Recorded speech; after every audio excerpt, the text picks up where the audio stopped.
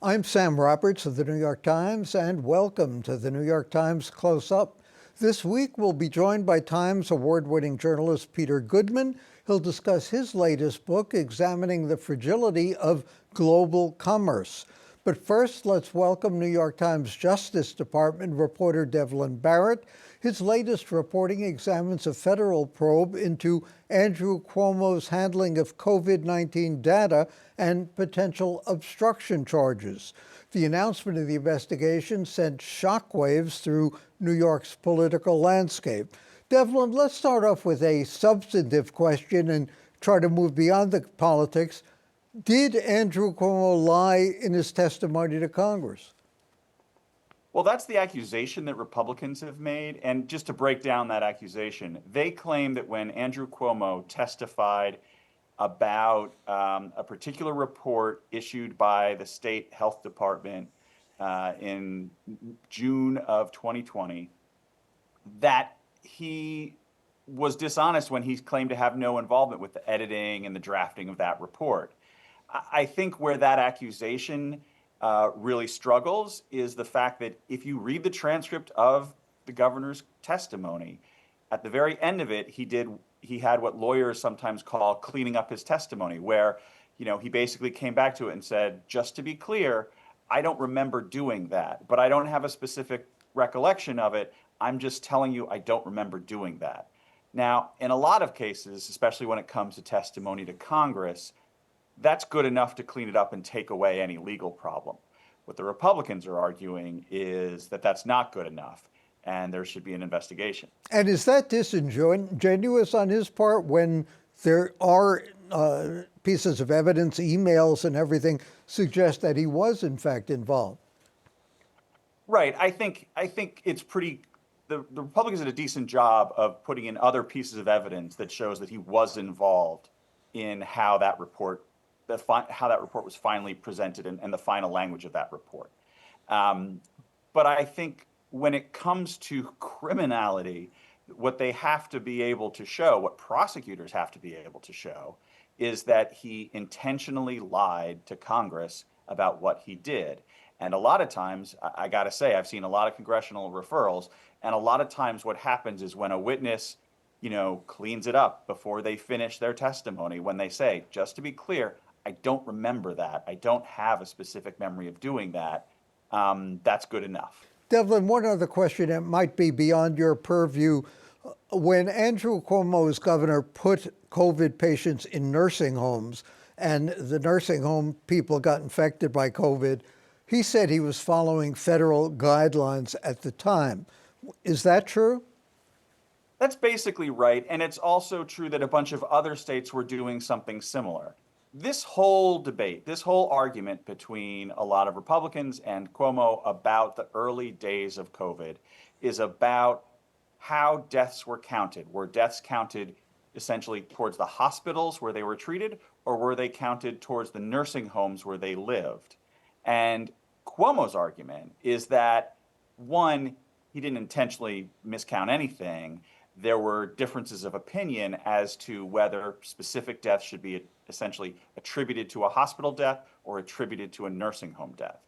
And the other part of his argument is that, at the end of the day, the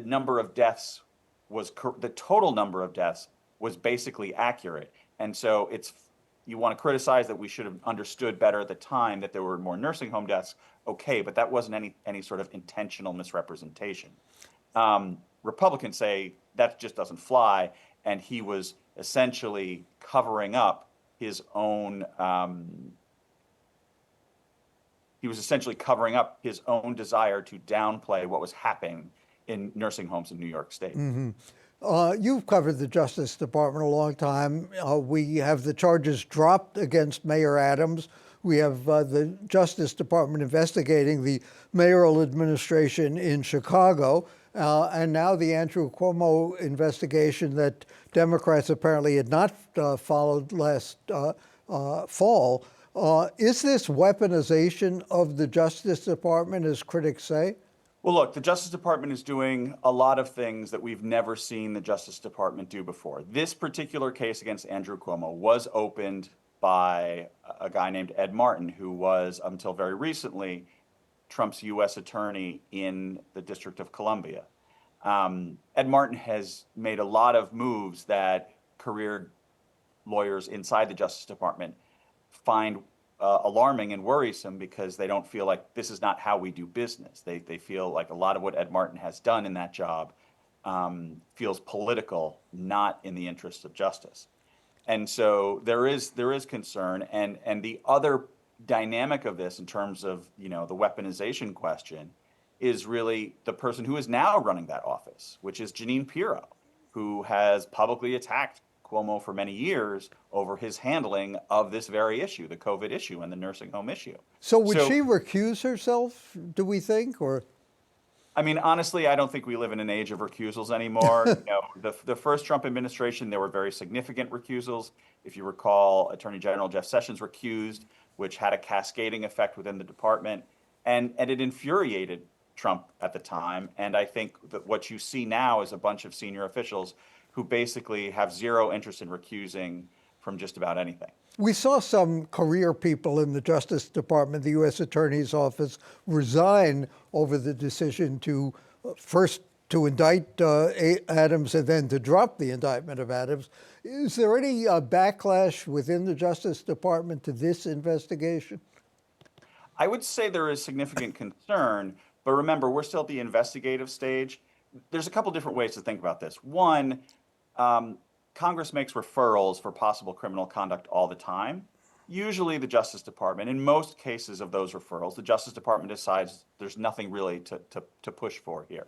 Sometimes they do decide to seek charges. So we're not at the decision-making point yet on whether there will be charges here. And I think you're not going to see sort of any kind of serious confrontation showdown, probably unless and until, that sort of decision has to be made. And when would that be in the normal course of things? Well, the Justice Department can take a very long time to do investigations. That's been one of the criticisms of the department in recent years. So we really don't know. I think one of the concerns of career officials and just some private lawyers is that, there is an election coming up.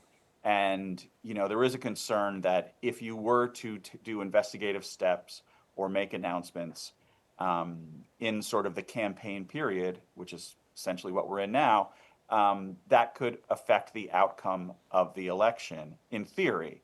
And I think given everything the department has already done in this mayoral race, in this mayoral campaign, all of the conflict and controversy surrounding the Mayor Adams case, it would, if we get to that point, I think it would be a further problem for the Justice Department's reputation. It's interesting, though, that it seems to, if not have backfired, certainly redounded to Andrew Cuomo's benefit at the moment, at least in the short term, while some of his opponents are attacking him, accusing him of having perjured himself, accusing him of manslaughter, even, as I think was the term Jeanine Pirro used. He is coming back and saying, whoa, if Donald Trump doesn't want Andrew Cuomo, then maybe you do as a voter. So has this become a badge of honor, in a sense, politically? I think in a city where, the voting pool is dominated by Democrats who really can't stand Trump, there's a world in this is a net positive for him. But look, any federal investigation is potentially dangerous to anyone under investigation. I don't think you can necessarily predict now what the consequences of this will be, but there's certainly a world, given everything that's happened at the Justice Department and given everything that's happened with this Justice Department and the New York City mayor's office, that it could end up being, more of a plus than a minus for Cuomo's campaign. Devlin, I know we're only not even 5 months into this new administration, but the Justice Department says it will charge people when it can go after anyone, anytime. But it also suggests that the Justice Department, if they can't charge and convict, they're willing to shame people. Where is the line in terms of professional ethics? Where does that line get crossed? So the person who made that argument about shaming people is Ed Martin, who is the person who opened this investigation on Andrew Cuomo and has now been essentially bumped up to a senior job in the Justice Department. I'll be honest, the Justice Department guidelines have long barred or argued against anything like the sort of shame them if you can't charge them argument that Ed Martin has made. You know, Jim Comey, the former FBI director, famously got criticized for the way he shamed Hillary Clinton when he decided not to charge her. That's very much considered among veteran law enforcement officials a thing you absolutely do not do. But now people in this administration are saying that's what they're going to do. And I think when you talk about weaponization, when you talk about the potential misuse of the Justice Department, that type of language, shaming people you're not charging, sets off a lot of alarm bells inside the entire institution.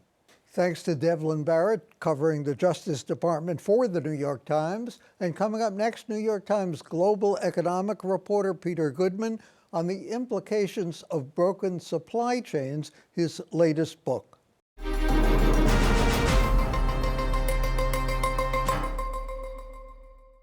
We're now joined by New York Times global economics correspondent and author Peter Goodman. His latest book, How the World Ran Out of Everything. Inside the global supply chain, he highlights the hidden vulnerabilities of our interconnected economy. He argues for systemic reforms. I guess these frailties are not that much hidden anymore. No, I mean, at this point, I think the secret is out that we've become heavily dependent upon a single country on the other side of the Pacific Ocean, a country that, not incidentally, we're having a trade war with, China, for a huge variety of goods that are critically important. I mean, we lived through the pandemic without enough access to basic components for ventilators, ingredients for medicines. I mean, I think once you run out of lots of stuff in our darkest hour, we start thinking about the unseen army of people who are making our products and delivering them to our door. I got to say, until COVID, I never heard of the supply chain as a term. Is this something we should have been worrying about before, or is it all post-pandemic? It's definitely something we should have been worrying about before, and policy wonks were worried. I mean, the first supply chain disruption story I ever wrote, back when I was at the Washington Post in 1999, there was an earthquake in Taiwan and knocked the semiconductor industry out of whack for a couple of months. And at that time, even then, people said, you know, maybe we shouldn't have all of the semiconductors, or at that point it was a smaller percentage, but a large share of semiconductors made on this one faraway island. Fukushima, you know, the nuclear disaster, tsunami in Japan, 2011, 2012, similar arguments. We've overdone it with just-in-time manufacturing, where we're dependent upon supply chains to deliver the goods that we need just as we need them. You keep inventories low. That's good for publicly traded companies because you don't have to spend money to, you know, put things in warehouses as a hedge against the inevitable trouble. Then, you know, again, people said we've overdone it with just in time. We've overdone it with supply chains that stretch across oceans. We need to think more about resilience. But we kept going with this mode of just pretending there aren't all these risks in supply chains because it was really good for shareholders. It was good for publicly traded companies. And the executive who said, why don't we put more stuff in a warehouse as a hedge against trouble? Or why don't we have a factory in Mexico also, you know, as an offset against the risks of depending so much on East Asia? That executive might be thrown out of work when they dilute the next quarter earnings, and by the time the next crisis comes along to validate that strategy, you know, happens, they're gone. How did we cede industrial power to China? Well, we did it to ourselves. You know, I think it's important to note that in this time when, you know, there's almost nothing that our two major political parties agree on, but one of them they seem to agree on is that China's our enemy, China's this, you know, job-killing juggernaut. We moved systematically our manufacturing base to China because it was good for our retailers. It was good for our publicly traded companies that leaned heavily on the Clinton administration to get China into the World Trade Organization, because this was the solution to their problem of unions, environmental rules, workplace safety rules. The solution to the CEO who needed to cut costs and boost shareholder share prices was to move stuff to China. Was it good for consumers too? Because presumably products could be made there more cheaply? Well, it was good for consumers, and the academic literature is very clear on that. I mean, we're talking about a significant boost to consumer power. But the point that I make in my book again and again is there are hidden costs to those cheap prices that we don't reckon with. The obvious one is just the environmental dimension of just pretending that it's cost free to have container ships crossing the Pacific Ocean to bring sneakers and exercise bikes and pretty much everything that can be made in a factory. So that is something that we have to reckon with. But we also have to reckon with the risks of disruption that have been there all along. And the pandemic, as I argue in the book, was really a reveal more than a cause of our problems. Two of the transportation issues you address in the book in fascinating ways are the container ships and the role they play, and also truckers, who we don't think of much except when they cause traffic or congestion in Manhattan. What role do they play, and how can that role be made more positive? Well, trucking is an industry that's always been hard. It's always been a tough job. For this book, I spent 3 days riding around in the cab of a truck. Must have been fascinating. It was fast. It was rough. And you wouldn't want to do that. It brought home, if you've got a better way to pay your bills, do that, because that's a tough job. I got in a truck in the middle of winter in Kansas City, drove down to Fort Worth, Texas, stopped and picked up loads, dropped off loads along the way, slept in the back of the cab with the truck driver. 3 days later, got back to Kansas City. And what's clear is this has always been a very difficult job. You're away from your family, you're worried about caffeinating enough that you don't fall asleep at the wheel, but you're constantly worried about, when do I have to pull over to use the restroom, where am I going to park the truck? I mean, these are the things that fill truck drivers' minds.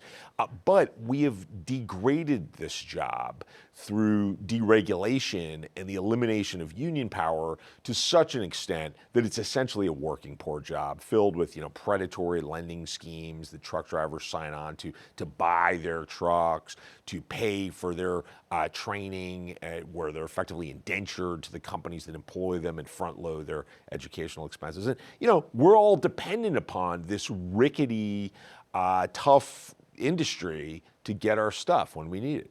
And we have gotten it for the most part, and it has worked until now for the most part, has it not?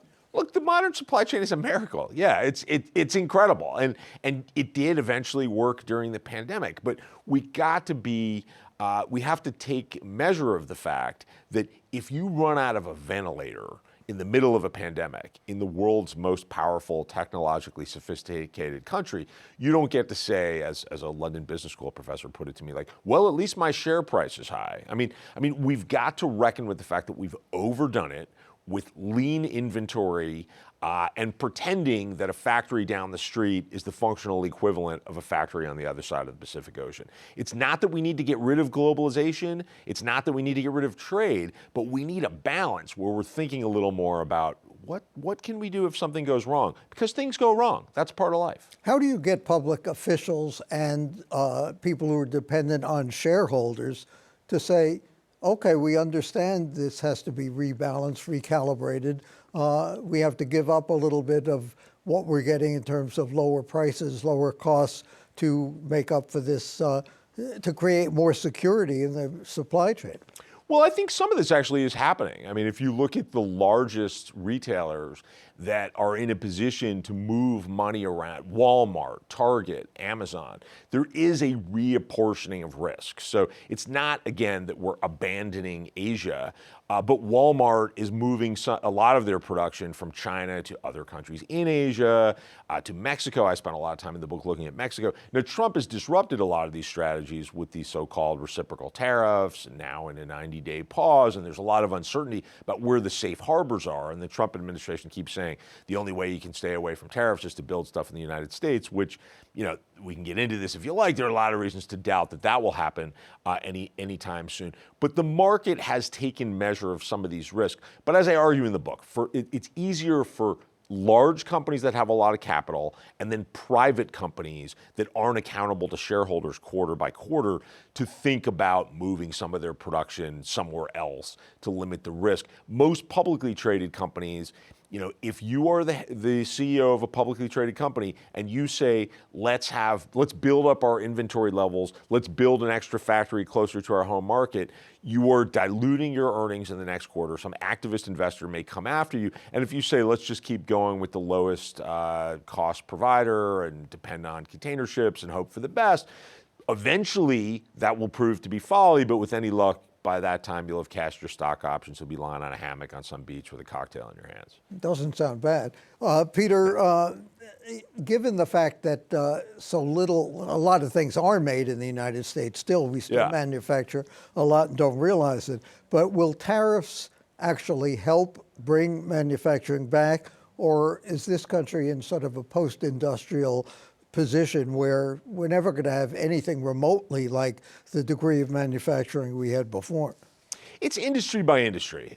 In large capital intensive industries like automaking, where the share of labor doesn't matter, what you pay the person who's increasingly babysitting the robot, doesn't matter that much, whether it's Japan or China or Thailand versus, the state of Georgia. Yes, we can strong arm multinational companies that want to sell into what is still the largest consumer market, the United States, to build out factories in the US. And to some extent, that's really happening. But let's underscore, the robots are going to get most of the jobs in that scenario, not human beings. And then in other industries that are more labor intensive, making t-shirts, making tube socks, making furniture, it's very difficult to imagine that a lot of that is coming back for the simple reason that, why did it go away? We don't want to live near smokestacks, most of us. Most people want to get educated and want to do something that's more financially rewarding, that's less backbreaking. Now, there are very positive areas for growth in manufacturing. I mean, semiconductors, biotech, clean energy technologies. But we're actually cutting research into a lot of these areas, and we're cutting some of the subsidy programs that started in the Biden administration that were supposed to spur that. So the existing policy trajectory has created so much uncertainty that the sorts of companies that would be on the receiving end of the pressure to set up a factory in the US are increasingly saying, I'm just going to wait. Because if I'm going to borrow millions of dollars to build a plant in the US and just hope that this policy maintains, I may wake up in 4 years and say, some new president's here, my competitor's going back to China or Mexico or whatever, and I'm stuck with this US factory. So the net effect of that is a kind of hunkering down, waiting, lack of investment. You talked about smokestacks. What is the impact of climate change on this equation? You talk also about container ships, which use a lot of fuel, are not necessarily good for the environment either. Major source of carbon emissions, the container shipping industry. And the Europeans are looking heavily at that. Carbon tax, regulations in the works that will make it more expensive to move stuff on container ships. All of that combined with what we've already discussed in terms of the market realizing we need to put some value on resilience, that justifies companies closing the distance between their factories and the markets where they're selling their goods. It doesn't mean globalization's over, it means it's changing, but that fact, closing the distance between your factory and your final customer, that seems to be part of our life now, and climate change is certainly a driver of that. You blame scarcity to some extent on greedy monopolists. Right. Who are they and why are they not under more regulation? Well, I look in particular at the beef industry, right, where we've got 4 integrators, 4 giant conglomerates, a couple of them Brazilian companies that process 85%, that slaughter 85% of the animals that turn into hamburger patties in the United States. That's a greater share than the top 4 had during the era of the robber barons. Why did that happen? Because for half a century, both sides of the political aisle, Democrats and Republicans alike, bought into this idea that scale is good. Scale is how we solve hunger, and they essentially surrendered on the core lessons that came out of the robber baron era, the need for competition, for antitrust law. And it turns out that throughout our economy, there's this kind of engineered scarcity where a handful of companies have these dominant market positions, and every time there's some kind of shock, their pricing power goes up. So I look in particular at the fact that, cattle ranchers in the middle of the pandemic are going out of business. There's nobody to buy their animals. They're getting fewer cents on the dollar for what we're all spending at the store as we're paying record high beef prices. At the same time that these four companies that are dominating processing are logging record profits. And by the way, they got the first term Trump administration to impose an executive order saying that slaughterhouse workers were essential workers, super spreader events in these slaughterhouses, and they pinned it on, we need to keep people working or we're going to go hungry. At the time, some of these meat processors were actually boosting their exports of frozen meat. So oftentimes, monopoly power is the explanation for inflation and for disruptions to our supplies. If you were in charge of the federal government, what would you do to fix this? Is it a political solution, a capitalist solution? Is it a solution for which there's any will to anyone to have the guts to do something? Well, I think it is a capitalist solution because we need to get out of this idea that being pro-business means listening to monopolists dictate justifications for hanging on to their dominant positions in the marketplace. I am a card-carrying capitalist, and so I believe in competition, and the government ought to play some role. You don't have free markets without somebody walking the beat in the government to ensure that a bunch of monopolists don't just take over the market and start dictating the terms. We need to enforce antitrust And law. as you say, we don't have free markets now, in effect. Not in many industries we don't. I mean, certainly if you have four companies controlling 85% of the beef supply, or I look at container shipping where we have three alliances, like airline alliances, controlling 90% of the traffic across the Pacific or between Europe and North America, that's not competition. That's a form of monopoly power. The book is How the World Has Run Out of Everything by Peter Goodman of the New York Times. That's it for this edition of Close Up, and for the New York Times and CUNY TV, I'm Sam Roberts. Don't forget to download the CUNY TV app. You can catch our weekly program on the go, anytime, anywhere.